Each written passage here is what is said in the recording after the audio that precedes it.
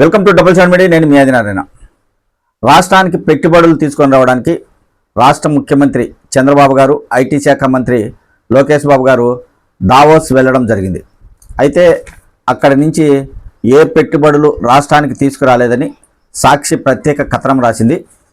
అందులో ఏం రాసిందనేది ఒక్కసారి మనం చూద్దాం. దారి ఖర్చులు దండగా, ₹1 ఒప్పందాలు లేకుండానే ఒట్టి చేతులతో వెనక్కి. చంద్రబాబు బృందం దావోస్ పర్యటన దారుణంగా విఫలం. అంటే దావోస్ నుంచి రాష్ట్రానికి ఎలాంటి పెట్టుబడులు తీసుకురాలేదని సాక్షి రాయడం జరిగింది. రెడ్ బుక్ రాజ్యాంగంతో ఏపీలో పెట్టుబడులకు పారిశ్రామికవేత్తల విముఖత, ఎంఓయూలకు ఏ ఒక్కరూ ముందుకు రాని వైనం, ప్రసంగాలు, ప్రెస్ మీట్లు, స్వీయ గొప్పలకే బాబు పరిమితం. మహారాష్ట్రకు 16 లక్షల కోట్లకు పైగా పెట్టుబడులు వరద. 2022లో దావోస్లో 1.26 లక్షల కోట్లతో వైఎస్ జగన్ మోహన్ రెడ్డి పెట్టుబడుల ఒప్పందాలు చేశారు.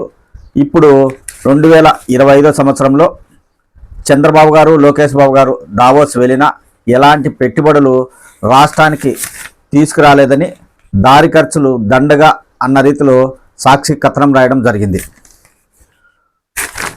దాదాపు 6 నెలల ముందే దావోస్ పర్యటనపై అడావుడి. విమానం దిగక ముందే జాతీయ మీడియాలో పబ్లిసిటీ, వరుస భేటీలు. తన పుట్టినరోజు కూడా పట్టించుకోకుండా ఎముకలు కొరికే చలిలో చిన్నబాబు పాదయాత్ర. అప్పుడు ఐటీ, ఇప్పుడు ఏఐ.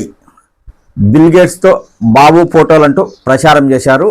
అంటే తెలుగుదేశం పార్టీ అనుకూల మీడియా చంద్రబాబు గారు బిల్గేట్స్తో దిగిన ఫోటోలను తెలుగుదేశం పార్టీ అనుకూల మీడియా విస్తృతంగా ప్రచారం చేసిందని సాక్షి రాయడం జరిగింది.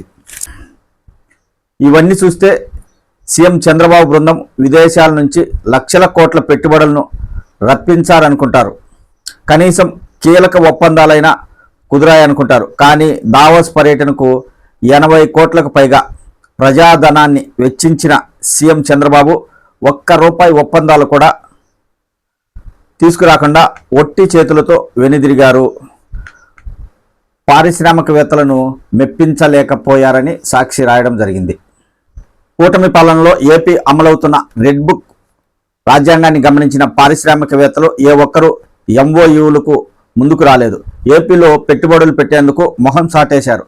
సమావేశాలకు వారం ముందే జాతీయ మీడియాలో ప్రచారం, ఇంటర్వ్యూల కోసం కోట్ల రూపాయలు చెల్లించిన ప్రభుత్వ పెద్దలు తీరా అక్కడికి వెళ్ళాక పెట్టుబడులు ఆకర్షించడాన్ని పక్కన పెట్టేసి స్వీయ ప్రచారంలో మునిగిపోయారు.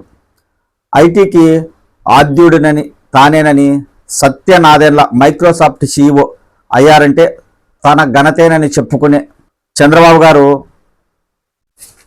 ఏమీ ఆంధ్రప్రదేశ్కు పెట్టుబడులు తీసుకురాలేదని రాయడం జరిగింది.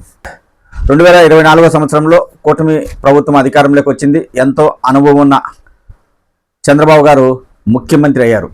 అయితే ఈసారి ఆయన దావోస్ పర్యటనకు వెళ్ళారు. అక్కడి నుంచి చాలా పెట్టుబడులే రాష్ట్రానికి తీసుకొస్తారని చాలా ఆశించారు. కానీ పెట్టుబడులు ఏమీ తీసుకురాలేదు. ఆంధ్రప్రదేశ్లో పెట్టుబడులు పెట్టడానికి ఎవరు ముందుకు రాలేదు అనే రీతిలో సాక్షి కథనం రాయడం జరిగింది. తెలుగుదేశం పార్టీకి సాక్షి పత్రిక వ్యతిరేకం కాబట్టి ఈ పత్రిక అలా రాస్తూ ఉంటుందని తెలుగుదేశం పార్టీ శ్రేణులు కూడా భావించవచ్చు. అయితే తెలుగుదేశం పార్టీకి అనుకూలంగా ఉన్న మీడియా సంస్థలు కూడా రాష్ట్రానికి ఏ ఏ సంస్థలు పెట్టుబడులు పెడుతున్నాయో పూర్తిగా వివరాలు వెల్లడించలేదు. రాబోయే రోజుల్లో ఏమన్నా వెల్లడిస్తాయేమో తెలియదు. కానీ అయితే దాదాపు చంద్రబాబు గారు 15 కంపెనీల సీఈఓలతో, ప్రతినిధులతో సమావేశం నిర్వహించారు. చాలా సంస్థలు ఆంధ్రప్రదేశ్కు వస్తాయని టీడీపీ అనుకూల మీడియా కూడా రాయడం జరిగింది. ఎన్ని లక్షల కోట్ల పెట్టుబడులు ఆంధ్రప్రదేశ్కి రాబోతున్నాయి, ఎవరెవరు ఒప్పందం చేసుకొని ఎంఓయూలు చేసుకున్నారు అనే పూర్తి వివరాలు ఆ మీడియా కూడా ప్రచురించలేదు. అయితే చంద్రబాబు గారు, నారా లోకేష్ బాబు గారు ఆంధ్రప్రదేశ్కి వచ్చారు కాబట్టి రాష్ట్రానికి ఏ పెట్టుబడులు రాబోతున్నాయనే విషయాలు మీడియా ద్వారా వివరించే అవకాశం ఉంది. అయితే సాక్షి కథనం ప్రకారం రాష్ట్రానికి చంద్రబాబు గారు ఏ పెట్టుబడులు తీసుకురాలేదని రాయడం జరిగింది.